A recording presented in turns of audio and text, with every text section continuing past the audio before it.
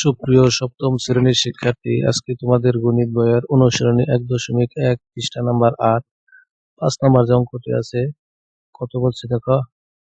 4639 থেকে কোন ক্ষুদ্রতম সংখ্যা বিয়োগ করলে বিয়োগফল একটি পূর্ণ বর্গ সংখ্যা হবে, এই অঙ্কটি। এবং এর সাথে সাথে আমরা 6 নম্বর আজকে সমাধান করব। চলো দেখি কিভাবে সেটি শুরু করা যায়। তার জন্য আমরা এখান থেকে প্রথমে সংখ্যাটি লিখি। সংখ্যাটি কত ছিল? 4 46 49 39, এই লিখলাম 46 39।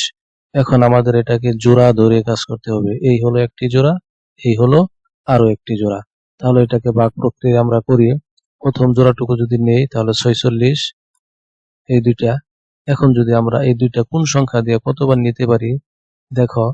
যদি আমরা 6 দিয়ে নেই তাহলে 6 এর বর্গমূল কত হবে? 6 6 36। তাহলে আমরা এটাকে 6 দিয়ে নিলাম, কত পেলাম? 36।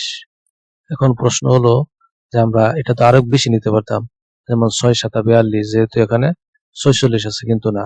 6 এর বর্গমূল হচ্ছে 36, 7 এর বর্গমূল হবে 49, কিন্তু 49 নিলে বেশি হয়ে যায়, তাই আমরা 6 দিয়ে নিয়েছি। এখন আমরা এটাকে বিয়োগ করি। বিয়োগ করলে কত পাবো? এখানে 10, এই নামাইলাম 10। এখন এইখানে যা দিয়েছি এই পাশে ডাবল সংখ্যা বসাতে হবে। তাহলে 6 এর ডাবল কত? 12, এই বসাইলাম 12। এবং এখন এটা 10, এটা 12, তাহলে এটি বড় হয়ে গেছে, তাই আমাদের উপরের সংখ্যাটিও নামাতে হবে। তাই আমরা 39 নামিয়ে দিলাম। এখন সংখ্যাটি অনেক বড় হয়ে গেছে। এমন একটি সংখ্যা এখানে দিতে হবে যে সংখ্যা দিয়ে গুণ করলে এটার সমান সমান বা কাছাকাছি থাকবে। এমন সংখ্যাটি কত হতে পারে? চলো যদি আমরা এটাকে 8 দিয়ে নিই, এখানেও 8 বসাতে হবে। এখন যদি আমরা এই 8 দিয়ে এই পুরো সংখ্যাটাকে গুণ করি তাহলে আমরা পাবো কত দেখো? 1024। কত পাবো? 1000, এটা তুমি করে দেখবে আর কি, 1024 পাবো। তাহলে এখন যদি আমরা এটা থেকে এটা বিয়োগ করি তাহলে কত থাকবে জানো? 15 হবে। কত হবে? 15। তুমি বিয়োগ করে দেখবে। আমরা আগে মিলিয়ে নিয়েছি সময় বাঁচানোর জন্য। তাহলে কত পেলাম আমরা এখানে? 15।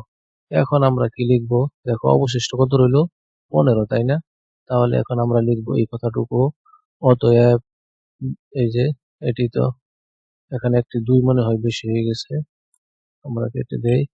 অতএব 4639 থেকে 15 বিয়োগ করলে বিয়োগফল একটি পূর্ণ বর্গ সংখ্যা হবে।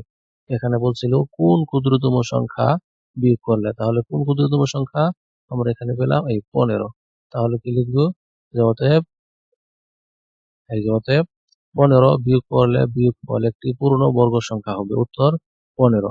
এবার চলো আমরা পরে যে অঙ্কটি আছে সেটি করি। 6 নাম্বার হবে, এটি খ লিখেছি। 6 নম্বরে কি বলতেছে? এত এর সাথে কোন ক্ষুদ্রতম সংখ্যা যোগ করলে যোগফল একটি পূর্ণ বর্গ সংখ্যা হবে। আগেরটি ছিল বিয়োগ, এখনকারটা কি? যোগ। তাহলে আমরা কি করি? আবার নতুন করে এখানে করি, নতুন করে আবার শুরু করি, দেখি কি হয়।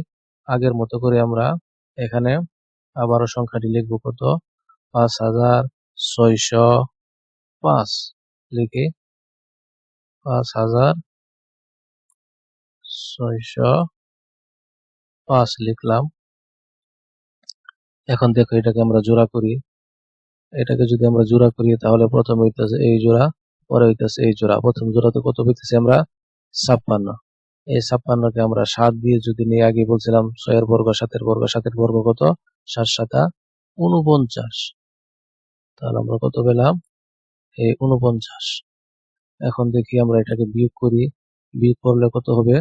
দেখো এখানে 7 পাবো, বিয়োগ করলে 7। আর এখানে আমরা কি করব? 7 যা আছে এর ডাবল এখানে বসাবো, তাহলে 7 এর ডাবল কত? 14, এই বসালাম 14। এবং এখন কি করতে হবে? যেহেতু 7 ছোট 14 বড়, তাই আমাদের এই জোড়া আবার এখানে নামাতে হবে। নামালে হয়ে গেলে কত? 705। কত হয়েছে? 705। এখন কোন সংখ্যা দিয়ে গুণ করলে 705 বা এর কাছাকাছি হতে পারে, সেই সংখ্যাটি এখানে আমরা দিলাম 4। কত? 4। এখন এই 4টা আমরা এখানেও দিয়ে দিলাম। এখন যদি এটাকে আমরা 4 দিয়ে গুণ করি তাহলে পাবো একেবারে 576। কত পেলাম? 576। এখন যদি আমরা এটাকে বিয়োগ করি তাহলে বিয়োগফল পাবো 129। কত? 129। তাহলে এটা কিন্তু অবশিষ্ট রয়ে গেল। তাহলে আমরা আগের অঙ্কের মতো এটা আমরা সাজিয়ে লিখবো। অতএব 5605 থেকে 129 যোগ করলে যোগফল একটি পূর্ণবর্গ সংখ্যা হবে। তাই উত্তর হবে কত? এই 129। এইভাবে এই দুটি অঙ্ক করতে হবে। আজকে এই পর্যন্ত। বাকি অংশ পেতে চ্যানেলটি সাবস্ক্রাইব করে রাখো। সে পর্যন্ত ভালো থাকো। ধন্যবাদ।